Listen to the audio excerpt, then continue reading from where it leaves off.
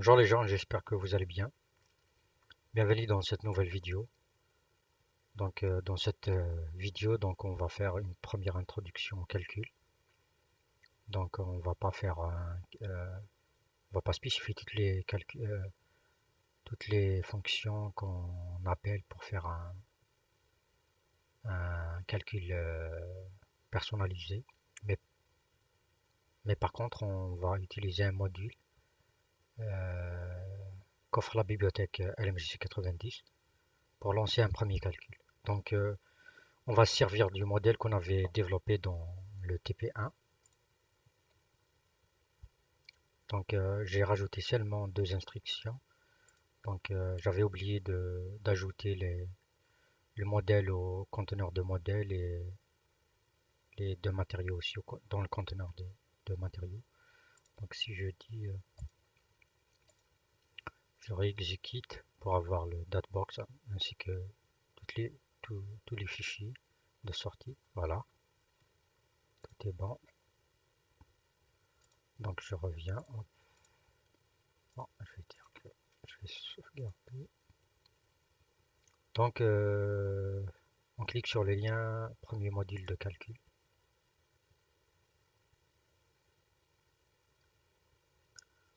Donc, euh, Contrairement au module prêt, pour le calcul, pour lancer des calculs, des simulations, avec le LMJC 90, donc on utilise le module ShiPy.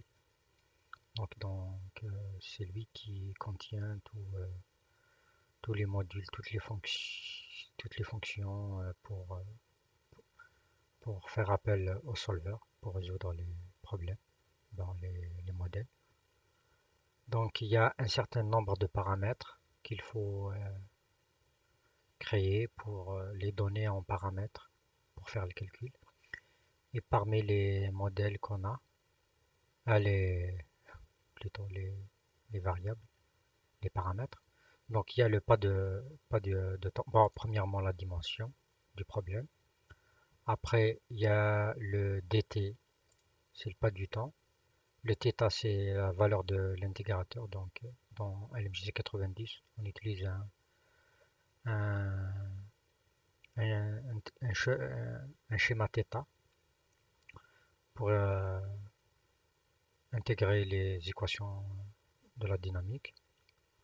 Θ, on l'utilise beaucoup plus à une virgule qui est égale à 0,5. Donc, il y a un nombre de pas. Voilà.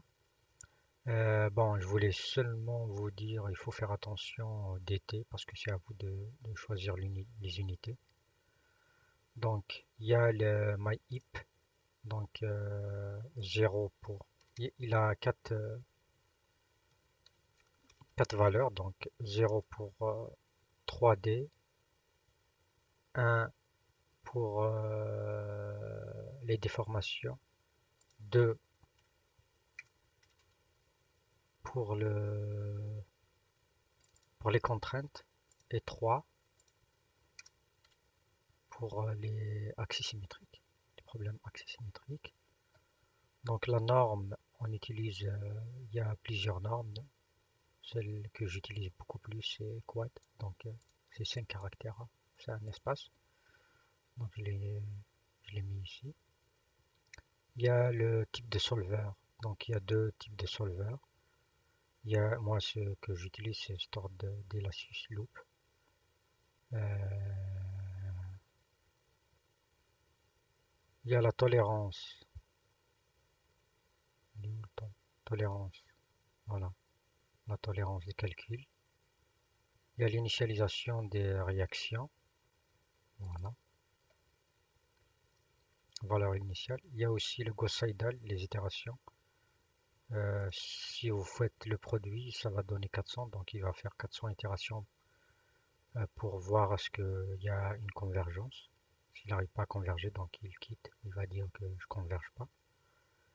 Il y a la fréquence d'écriture des fichiers de visualisation en nombre de 30. Chaque 30 pas, donc il va écrire. Un display, je pourrais dire aussi 10 si vous voulez une fréquence de 10 ou 10. Il y a aussi, est-ce que j'ai utilisé Outfile ici? Moi, je ne l'ai pas utilisé celui-là, je pourrais l'effacer. Hop. Il y a aussi référence radius. Celui-là, je me souviens pas de ce qu'il fait. Franchement, je ne me souviens pas. Je, je ne me souviens pas. Donc, on commence par importer le module. Hop, initialiser les paramètres. Après, je vais appeler le module computation. Donc, si je fais seulement PyLMJC comme on le fait pour pré au ShiPy, le préprocesseur au ShiPy, bah, il va me dire que je le connais pas, j'arrive pas à le trouver parce qu'il n'est pas dans le PyLMJ 90, le répertoire. Mais par contre, il est dans PyLMJ 90, après dans le répertoire ShiPy. Après, le répertoire ShiPy, c'est lui qui contient Computation et il contient beaucoup de modules aussi. Donc, si je réexécute, il va me dire c'est bon, je l'ai importé. Après, il y a, si vous voulez désactiver, donc il y a des fonctions du ShiPy que vous pouvez appeler pour, euh, pour faire beaucoup de choses, notamment afficher des informations lors du calcul. Moi, j'aime bien dire disable log message. Alors, donc, n'affiche rien sur la console.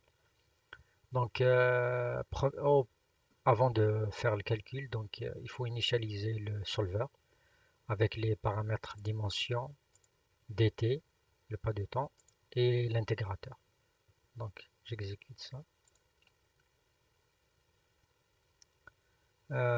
Une fois qu'on a initialisé, donc lui, il va appeler seulement initialize, mais derrière, il y a toute une panoplie de fonctions. Vous pouvez vous rendre sur le module computation pour voir qu'est-ce qu'il fait. Mais par contre, la vidéo prochaine, soit on essaye de faire qu'est-ce qui est dedans, quel est le calcul personnalisé, c'est-à-dire fonction par fonction.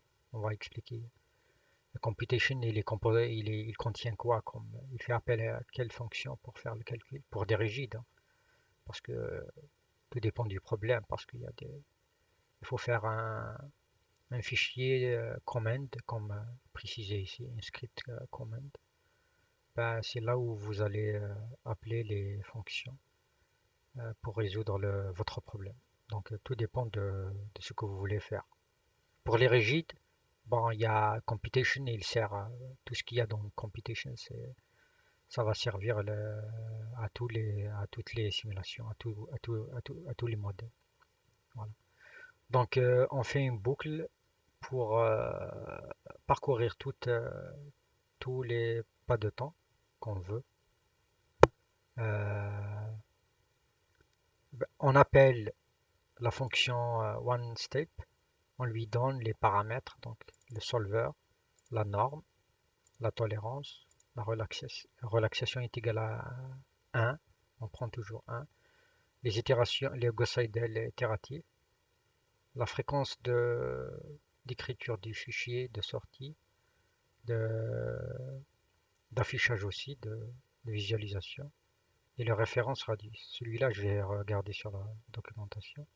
Une fois qu'on parcourt tout, on fait tous les nombres de steps, nombre de tous les pas.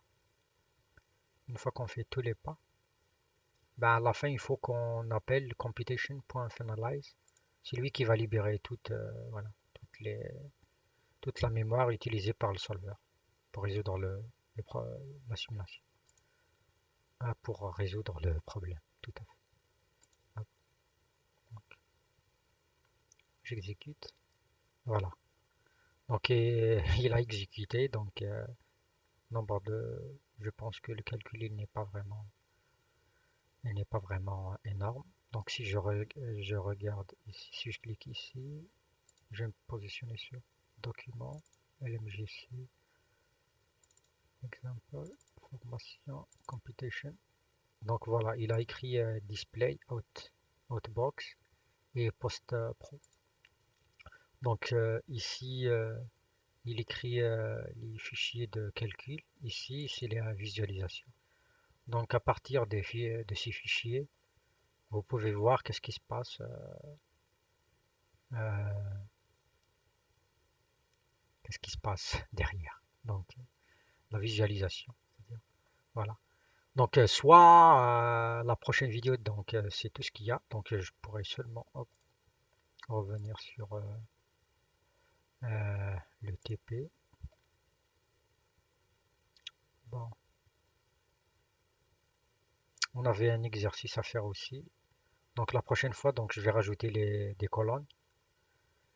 On va essayer de voir pour la première fois la visualisation. C'est seulement une brève introduction à la visualisation. Sinon, on continue. Soit on fait donc exploration du module computation, qu'est-ce qu'il y a derrière. Soit on fait un TP2. Voilà. Donc, qu'est-ce que je voulais faire? Je voulais seulement hop, prendre le calcul.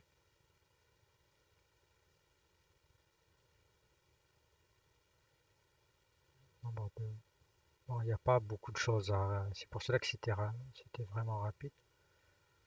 Il n'y a pas beaucoup de choses à calculer dans le modèle. On est arrivé à la fin, donc je vous remercie. Je vous donne rendez-vous prochainement pour continuer. Je vous remercie.